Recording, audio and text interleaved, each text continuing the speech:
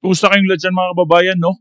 Eto mga kababayan, marahil kilala nyo na itong si Attorney Vic Rodriguez mga kababayan, no? Ang dating abogado at legal chief ni PBBM mga kababayan, kung saan ngayon ay tatakbong senador at papangunahan ang oposisyon mga kababayan. At yun, sigurado mga kababayan, pag eto si Attorney Vic Rodriguez ay naihalal, no? Binoto ng taong bayan sa pagkasenador mga kababayan, ay susulong niya talaga ang kanyang anti-corrupt na war mga kababayan, kung saan niya uubusin niya ang mga buhayang politiko mga kababayan sa pamamagitan ng pagbalik ng death penalty sa mga politikong magnanakaw sa kaban ng bayan mga kababayan. So bababaan di umano niya ang amount, no, mga kababayan, kung saan pag nahuli ang mga politikong ito na nagnakaw ng ganitong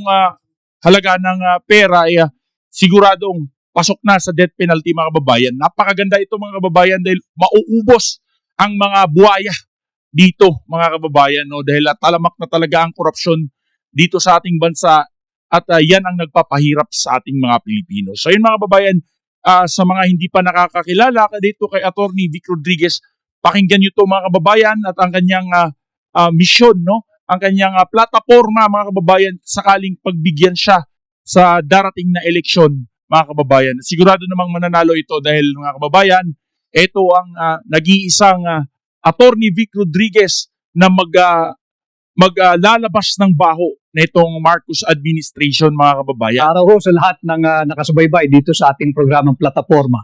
Kung may 2 minuto ka, attorney, may pakilala ang sarili mo sa amin, ano yung sasabihin mo sa 2 minutong iyon? Simple lang ako, Doc Carl. Ako si Attorney Vic Rodriguez. Ako ay tumugon sa hamon ng sambayan ng Pilipino at upang pamunuan ang pagiging tunay na oposisyon at Yung tunay na oposisyon mga kababayan. maisip Wala na nang oposisyon ngayon, no? Wala nang kumakalaban at bumabatikos dito sa ginagawang korupsyon ng Marcos administration. oposisyon. At sa aking kandidatura, aking isinusulong yung tinatawag nating war on corruption. War on corruption mga kababayan. Iba din to, no? Kung kay President Duterte, war on drugs, dito kay Attorney Vic Rodriguez, war on corruption. Dahil nga mga kababayan, harap-harapan na at talamak na masyado ang korupsyon dito sa ating bansa, lalong-lalo na ngayong Marcos administration. Sikapin nating maibalik ang death penalty sa kaso Yun, death penalty, ibabalik mga kababayan. plunder at droga na ang mga may kinalaman o mai-involve ay taong gobyerno o dili kaya Yun. yung mga banyaga na sumisira sa kinabukasan. Yan mga kababayan, no? Taong gobyerno, mga buhaya. No? Ubus talaga to. Siguradong ubos mga kababayan. Ng ating mga Ito si Tambak, ang bahana dito, at saka si President Bongbong Marcos at mga kasamahan nila. kabataan Pilipino. If a certain law or penalty provided for by a certain law, kung isa pa lang pinatigil mo na, ayaw na na. Parang isa sa naman dyan, lalo na yung malakas ang paninindigan para sa buhay. Isa dyan, maaaring galing sa ating alma mater. Wala akong agam-agam doon, Dr. Carl, dahil sabi ko nga, kahit sa Biblia, sa banal na kasulatan, sa nasusulat, simpleng-simple ang nakasaad doon. Huwag kang magnakaw. Thou Klaro, do shall not steal mga kababayan. shall not steal. Hindi sinabing huwag kang magnakaw ng 50 million. At saka magiging malaking deterrent talaga yan. Kasi sa daming nakawang nangyayari, Sobra na. makatakot ito. Sobra na. Apart, pag naibalik talaga yan, at nababaan yung kasong plunder mga kababayan, at ang hatol pagka natulan ng plunder ay death penalty, wala, ubus talaga yung mga buhaya yun na yan mga kababayan, no? Dapat talagang supportahan natin itong si Attorney Vic Rodriguez. So, ma-entice natin yung mga kagaya mo na pumasok sa public service hindi para pagkakitaan ng public office. Alagang gusto mong lingkod. We put a stop. Dapat pinuboto natin mga kababayan yung mga totoong gusto maglingkod sa bayan. Tulad nila Senador Manny Pacquiao, Senador Bongo, Senador De La Rosa, no? Eto, si Attorney Vic, mga kababayan, yun dapat mga sinusuportahan natin, no? Kasi alam natin, lalo yung si Manong Chavit, yung mga kababayan, sayang na sayang kasi umatras siya, no? Dahil nga sa kanyang health issue mga kababayan. Ganun dapat yung mga binoboto natin dahil alam natin mga mayayaman yung mga yan. At saka tumutulong yan kahit hindi mga politiko. Si Willie Revillame, yan yung mga sinusuportaan natin mga kababayan. Hindi yung mga kurap na politiko na alam na natin yung kurakot, lagi pa rin binoboto. No? Huwag na natin ipagbili yung boto natin. No? Kung mamimigay sila ng pera, okay. Kasi pera ng bayan yan. Hindi nila pera yan. No? Pero huwag natin iboto. Dapat Up to that, a deterrent, and I firmly believe na it will serve as a good deterrent because even in Vietnam, yung isang property mogul doon, real estate magnate, nakasuhan at nahatulan ng kaparusahang bitay. May mga batas, may modelo. Agree, and yung estado natin ngayon bilang bansa, bilang nasyon, desperate times call for a drastic measure. And I think it's time that we bring back and reinforce death penalty for the crime of plunder and drugs and those who will be found guilty na taong gobyerno at mga banyaga. yan, no? Mga taong gobyerno. Kasi talamak talaga, pinaglalaruan lang ang taong bayan. No? Kawawa yung mga mamamayang Pilipino. Taong gobyerno lang naman yung mga nangungurap na dyan. Tapos yung sa droga naman, nasa gobyerno pa rin yan mga babayan. Isipin nyo, no? Talamak nung nawala si President Duterte sa administrasyon. Naglabasa, no? Anuhan talaga itong droga, nagbalikan, no? So dalawa drastic move. Yun pang maraming involved na pulis, no? Na yung cover up dun sa 900 million ba yun, no? Na shabu, no? Mga babayan, grabe. Mas talaga yung binanggit mo. May Sabot pangatlo na pa ba? pati general. Ang pangatlo ay yung standardization of wages. Okay. Meaning, ipantay na natin, tanggalin natin yung diskriminasyon doon sa sahod ng mga nagtatrabaho sa Mega Manila at yung mga nagtatrabaho sa probinsya. Correct. We have been fed with the rationale that the difference is born mainly that life is much cheaper in the countryside. Which is not true. Hindi totoo eh. Kasi yung Jollibee, kahit nasan ka, pareho ng presyo. Agree. At bukod dyan, yung pinapataw na income tax sa mga manggagawa, yung rate sa Metro Manila or Mega Manila, parehas lang sa probinsya. Meron ganyan talagang panawagan. Kasi kung ganun nga naman, mataas din ang sweldo sa probinsya, ba't pa ako sisiksik sa Manila? Agree. Which And that's one way of decongesting Correct. The urban centers na hindi na ako pupunta ron. Hindi pa ako mawawalay sa pamilya ko. Correct. At yung impact na buo ang pamilya, it will greatly serve the nation. Correct, correct. Maganda yon. Sabi nila marami na daw masyadong batas sa Pilipinas. Ang problema ay execution. May pagkukulang sa implementation, yes, pero meron ding mga batas na dapat ding i-improve o i-amendahan, i-align sa nangyayari ngayon dito sa ating lipunan, hindi lang sa Pilipinas. We have to be mindful of the new trends globally para makasabay din tayo. At syempre, isa sa papel ng senador, hindi lang gumawa ng batas, kung hindi yung mga international relationships natin. Yeah. Because we'll be co-author to the executive pagdating to the president, pagdating sa mga foreign policy. Ano ang nakikita niyong pagbabago na pwede nating maisulong sa larangan yon? Admittedly, the President of the Republic is the chief architect of our foreign policy.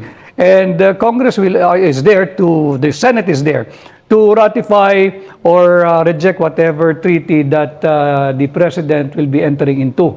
Siguro magabayan lang ang ating ehekutibo na medyo bawas-bawasan yung ating war rhetoric in dealing with our conflict in the South China Sea, born by the contentious claims between the Philippines, China, Taiwan, Vietnam, and all the other claimants.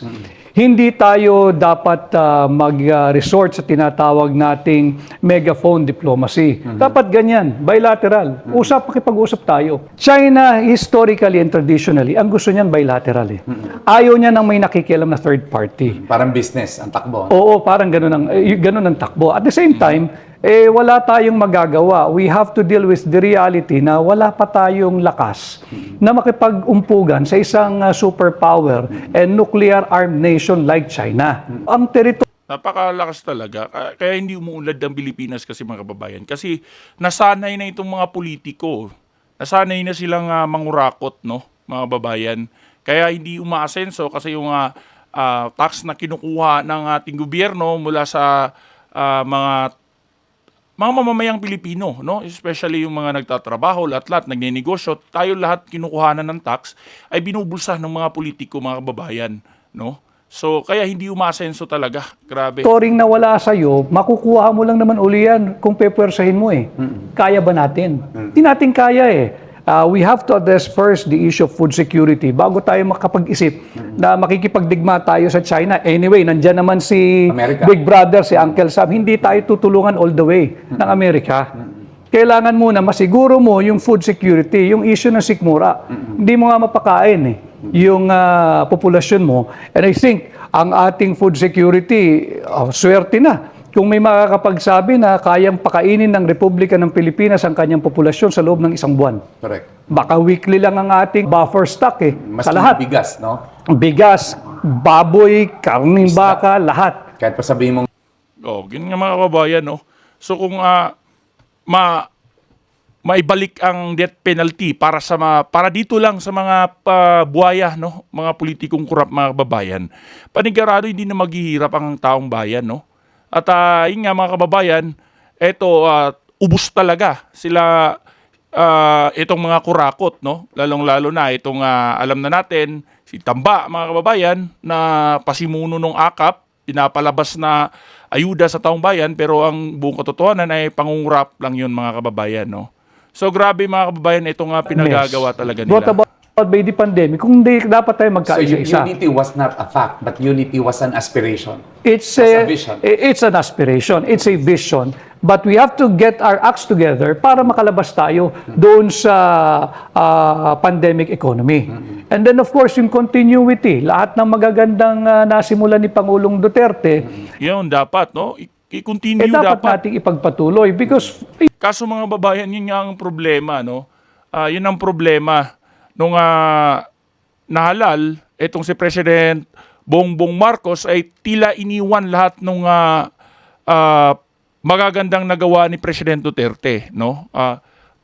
Nasayang lang, mga kababayan. governance is like a mosaic. Yeah. Kailangan sundan mo lang yung nabuo na. Oo, laging simula kasi mga babayan sa tuwing may bagong namumuno, bago na naman yung plano, bago na naman yung ginagawa. So, kaya hindi umasenso. Puro simula, Nung mga pinalitan kababayan. Dapat pagka maayos, itigil na yung pamumulitika, no? Maayos, sundan yung magandang nagawa ng naunang administrasyon. Ganun Dahil dapat. hindi mo pwede Kaso, namumulitika, sinisiraan pa nga, no? basagin yan dahil public investment yan, public money yan eh. Ituloy mo lang. While at the same time, may parallel ka, gumagawa ka ng sarili mong legacy project if you may. Ganoon, dapat gumawa ng sariling legacy. Even call it. Pagpatuloy Looking maayos, back, you don't tapos have any regret to have dagdagan done ng what- magandang plano, no? You did. Wala. Hindi lahat, Dr. Carl, ay nabibigyan ng pagkakataon or distinction na yung kandidatong tinulungan mo at yung kliyente mo na napaproklama mo during the canvassing sa National Board of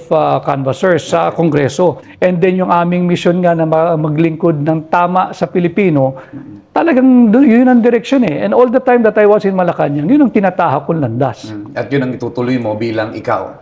Yes. Yun kasi ang pinupunto ni itong si Atty. Vic, mga kababayan, no, na ipagpapatuloy yung magandang proyekto at ayun gumawa ng sariling legacy ang bagong administrasyon na ikakaunlad ng ating bansa. Kaso mga kababayan, yun ay hindi nangyari, no, hindi tugma sa pinagplanuhan noon. Nung maupo na ay biglang nagiba yung ihip ng hangin. Kaya itong si Atty. Vic Rodriguez ay hindi na kinaya at kumalas dito sa Marcos administration at naging isang tunay na oposisyon talaga, mga kababayan, at gusto niyang papanagutin itong mga kurap na politiko, mga kababayan, dahil talamak na talaga masyado, mga kababayan, at parusahan ng death penalty. At ito, mga kababayan, no, pagka nangyari ito, mga kababayan, siguradong ubos itong mga kurap na to, mga kababayan, no, pagka naibalik itong death penalty, lalong-lalo na para sa mga politiko na mga buhaya, mga kababayan. So pagka wala ng buhaya, wala ng mga ngahas na mangungurap kasi nga may death penalty na para sa kanila, so uunlad itong bansa at dito natin makikita kung sino talaga maglilingkod, mga kababayan, ng tapat sa ating bayan. No, isipin niyo, mga kababayan, napakadali lang naman sana itong problema kung wala lang talagang mga kurakot na politiko. So, eto, mga kababayan, no, Ito lang, suportado ba natin itong plataforma at mission nitong si Attorney Vic Rodriguez, mga kababayan, no? Na pagka ito'y nahalal bilang senador, siya mamumuno, mga kababayan, sa oposisyon, no? Anti-corrupt na government. At yun nga, ibabalik niya ang death penalty, mga kababayan, sa mga politiko.